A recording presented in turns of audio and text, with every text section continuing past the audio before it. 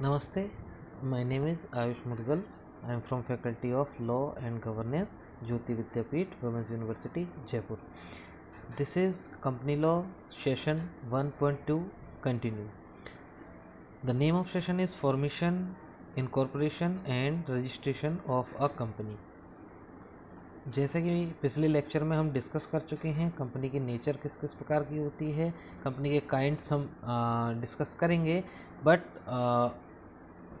under the nature part we have discussed some points. The first point is corporate personality. corporate personality का basic meaning ये होता है कि company अपने members से डिफरेंट होती है, मेंबर्स डिफरेंट होते हैं, कंपनी का खुद की अलग से एक कॉर्पोरेट पर्सनैलिटी होती है, एग्जिस्टेंस होती है, कंपनी का खुद का एक अलग नाम होता है, company have its own seal, company have can have its own property, separate property from its members, and company can have bank accounts, company can have debts, and company can sue on its name, and company can be sued on its name. So basically company have a company is a complete different entity from its member who compose it. इसमें कुछ case laws हैं जिनसे कि निर्धारित किया गया कि company, जिसमें डिसीजंस थे कि कंपनी एक कॉरपोरेट पर्सनैलिटी, एक डिफरेंट कॉरपोरेट पर्सनैलिटी होती है। पहला केस था ओक्स वर्सेस टुर्कैंड। इस केस में पहली बार कॉन्सेप्ट ऑफ कॉरपोरेट पर्सनैलिटी आया, जिसको और फर्दर डेवलप किया गया। केस का नाम था Salomon versus Salomon company limited 1897। In this case बहुत डाटाज हैं, बहुत सारे टेक्निकल टर्म्स हैं, बट हम उन टेक्निकल टर्म्स को जब फर्दर आगे पढ़ेंगे तब इस केस का मैं रेफरेंस दूंगा, लेकिन अभी इस केस को सिर्फ इसलिए पढ़ेंगे क्योंकि इसमें कॉर्पोरेट पर्सनैलिटी का कॉन्सेप्ट है। केस के फैक्ट्स में ये था कि एक सोलेमन नाम एरॉन सोलेमन नाम का व्यक्ति था जो कि शू एंड लेदर बिजनेस करता था। फिर उसने एक नई कंपनी बनाई, Salomon company limited, Salomon and company limited. नई कंपनी जैसे ही बनी, उसने जो सोलेमन का पुराना बिजनेस था शू एंड लेदर का, वो अक्वायर कर लिया। अक्वायर करने के बाद कंपनी जैसे ही नई बनी, तब कंपनी का एक मेमोरेंडम ऑफ एसोसिएशन बना, जिसमें कि मेंबर्स थे Aron Salomon, his wife, his daughter and his 4 son. तो टोटल मेंबर्स हो गए एरॉन सोलेमन खुद, उनकी वाइफ, उनकी एक डॉटर और 4 सन। ये उसके मेंबर्स थे। इनमें कुछ कुछ शेयर्स बटे हुए थे। एरॉन सोलेमन के पास अराउंड 2000 शेयर्स थे और 1000 डिवेंचर्स थे, और बाकी मेंबर्स के पास कुछ कुछ शेयर्स थे। कुछ समय के बाद कंपनी वाइंडिंग अप के अंडर गई। Winding up means company, general sense में अगर कहा जाए, वाइंडिंग अप चैप्टर बाद में पढ़ेंगे, जनरल सेंस में अगर कहा जाए तो कंपनी अपना बिजनेस, कंपनी अब बिजनेस करना बंद कर रही है, कंपनी बंद हो रही है। सिंपल से वाइंडिंग अप का ये मतलब है। जब वाइंडिंग अप हो रहा था तो कंपनी को अपने डेट्स क्लियर करने थे। जब डेट्स क्लियर करने थे, जितने भी उनके उसके ऊपर उधार थे, जितने भी क्रेडिटर्स थे, सबको पैसे देने थे, तो एक रिसीवर अपॉइंट किया गया जो कि कंपनी के एसेट्स एंड लाइबिलिटीज़ दोनों को एक काउंट करेगा, और एसेट्स को काउंट करने के बाद उससे लाइबिलिटीज़ को क्लियर करेगा, जितनी भी डेट्स हैं उनको क्लियर करेगा। जब एसेट्स की बात आई, एसेट्स को काउंट किया गया तो एसेट्स कम थे, लाइबिलिटीज़ ज़्यादा थी। अब एसेट्स जैसे ही काउंट हुए, उसके बाद लाइबिलिटीज़ को क्लियर करना था। तो लाइबिलिटीज़, जब वाइंडिंग अप का एक रूल है, वाइंडिंग अप में हम ये चीज़ पढ़ेंगे कि वाइंडिंग अप के दौरान जब लाइबिलिटीज़ क्लियर करनी होती हैं तो एक प्रेफरेंसेस दिए जाते हैं कि किसको सबसे पहले, किसकी लाइबिलिटी सबसे पहले क्लियर होगी। तो लाइबिलिटीज़ में सबसे पहले आता है डिवेंचर होल्डर। डिवेंचर होल्डर का अगर क्रेडिटर है तो उसको सबसे पहले उसकी लाइबिलिटी क्लियर होती है एसेट्स के थ्रू, फिर अनसिक्योर्ड डेटर आता है। इसी प्रकार एक प्रॉपर प्रेफरेंस है वाइंडिंग अप के दौरान कि किसकी लाइबिलिटी पहले क्लियर होगी। जब लाइबिलिटी क्लियर हो रही थी तो 1000 डिवेंचर्स थे एरॉन सोलेमन के पास, उसके अलावा सेकंड नंबर पे आए थे अनसिक्योर्ड क्रेडिटर्स। तो अनसिक्योर्ड क्रेडिटर्स ने एक ये कहा कि सेलेमन तो खुद की कंपनी है, सेलेमन और कंपनी अलग अलग नहीं है, तो सेलेमन को डिवेंचर होल्डर ना मान के कंपनी का ही पार्ट माना जाए, कंपनी उसी की है, कंपनी उसको सेलेमन और कंपनी को अलग अलग ना देखा जाए, इसलिए फर्स्ट प्रेफरेंस अनसिक्योर्ड क्रेडिटर्स को दी जाए। इसके ऊपर कोर्ट ने कहा कि कंपनी और debenture holder are two different separate entities. Company अलग से कॉरपोरेट पर्सनैलिटी है और कंपनी के जो मेंबर्स हैं वो अलग से पर्सनैलिटी हैं, अलग, they are different from company itself. So company Salomon and company limited को अलग माना गया और सेलेमन जो कि डिवेंचर होल्डर था उसको अलग माना गया, इसलिए डिवेंचर होल्डर को सबसे पहले प्रेफरेंस दी गई, उसके डेट्स पहले क्लियर कराए। तो इस केस में basically concept of corporate personality का एक कॉन्सेप्ट इवॉल्व हुआ, जो कि ऑक्स वर्सेस टुर्कैंड में पहले से एस्टेब्लिश था, उसका एक डेवलपमेंट हुआ। और इससे रिलेटेड एक केस है Lee versus Lee's Air Farming limited.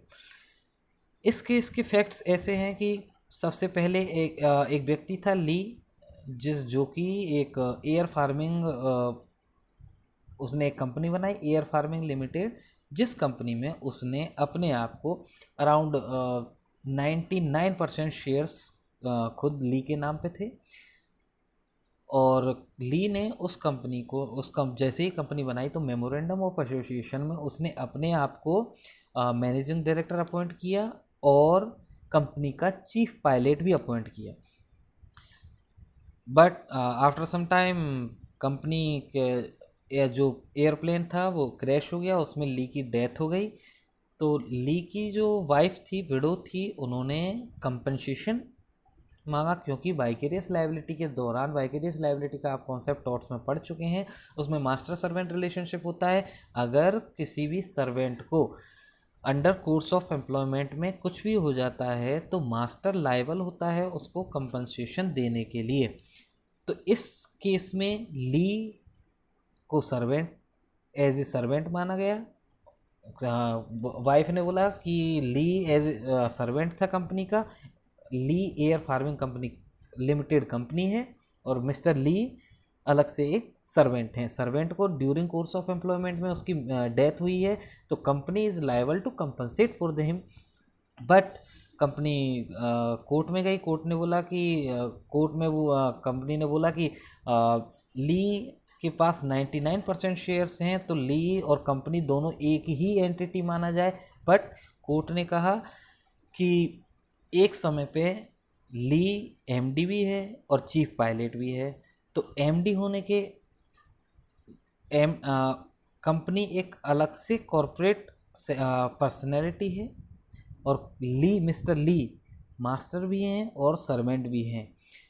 But जो कंपेंसेशन मांगा गया है ली की विडो के द्वारा वो as a capacity of servant में माना गया है। उस समय जब वाइफ कंपेंसेशन मांग रही हैं उस समय उन्होंने बोला है कि ली एज ए सर्वेंट काम कर रहे थे, चीफ पायलट थे, सैलरीड एम्प्लॉय थे, तो उनकी कोर्स ऑफ एम्प्लॉयमेंट में डेथ हुई है इसलिए कंपेंसेशन दिया जाए। कोर्ट ने बोला कि कंपनी सेपरेट एंटिटी है, सेपरेट कॉरपोरेट पर्सनैलिटी है, इसलिए ली को कंपेंसेशन दिया गया। तो इस केस का सबसे महत्वपूर्ण पॉइंट ये है कि कंपनी के जो नेचर है, उस कॉरपोरेट कंपनी की नेचर है कि कंपनी एक सेपरेट कॉरपोरेट पर्सनैलिटी होगी और एक ही समय पे एक व्यक्ति मास्टर भी हो सकता है और सर्वेंट भी हो सकता है। इसलिए कोर्ट ने इस केस में उसको एज ए सर्वेंट मान के कंपनी को डायरेक्ट किया for giving the compensation for ली।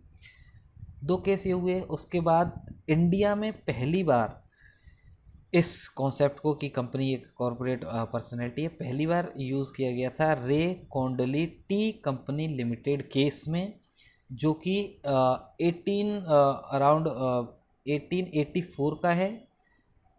सबसे पहले all over the world I think 1884 में पहली बार इंडिया में मद्रास हाई कोर्ट ने इस कॉन्सेप्ट को एमर्ज किया था।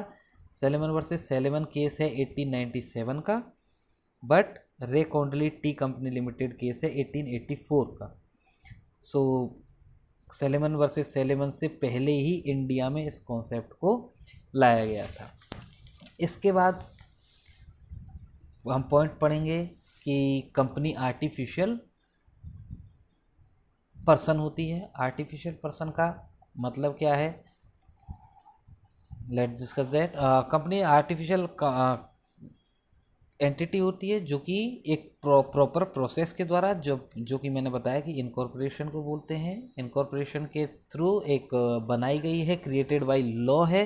कंपनी अलग से एक पर्सन की कैटेगरी में आती है, आर्टिफिशियल पर्सन होता है company, it's different from its members. एक केस का नाम है union bank of India versus Khader international construction and others 2001। In this case company को एज ए पर्सन माना गया था। आर्टिफिशियल पर्सन है क्योंकि पर्सन दो प्रकार के होते हैं, नेचुरल पर्सन और आर्टिफिशियल पर्सन। तो the word person is attached to both the terms. Natural person के साथ भी है, नेचुरल के साथ भी पर्सन लगा हुआ है और आर्टिफिशियल के साथ भी पर्सन लगा हुआ है। तो उस पर्सन शब्द की व्याख्या इस केस में की गई थी। इस केस में क्या हुआ था, एक CPC code of civil procedure में कॉन्सेप्ट है ऑर्डर 33 रूल 1 के अंडर कि अगर कोई व्यक्ति, अगर कोई पर्सन है जो कि कोर्ट के जितने भी खर्चे हैं, कोई केस का जितने भी खर्चे हैं उसको वहन नहीं कर पा रहा है, उनको बॉन्ड नहीं कर पा रहा है, कोर्ट फीस पे नहीं कर पा रहा है, तो वो एक एप्लीकेशन दे सकता है, एक एप्लीकेशन दे सकता है for the application is called application for indigent person या एप्लीकेशन ऑफ पॉपर, PAUPER। इसका मतलब ये होता है कि the person is poor, pauper indigent person है, दरिद्र है। अगर उन जस्टिस कृष्ण नैयर की भाषा में बोलें तो इंडिजेंट पर्सन को उन्होंने दरिद्र नारायण कहा गया है। तो अगर कोई पर्सन दरिद्र है जो कि कोर्ट के खर्चे वहन नहीं कर पा रहा है, वो एप्लीकेशन दे सकता है, पॉपर की एप्लीकेशन दे सकता है, और कोर्ट अगर उस अलाउ कर देता है तो उस पर्सन को एग्जेम्प्ट कर दिया जाता है कोर्ट फीस से, कोर्ट के अदर जितने भी एक्सपेंसेस हैं उनसे, so that he can file a case under court of law.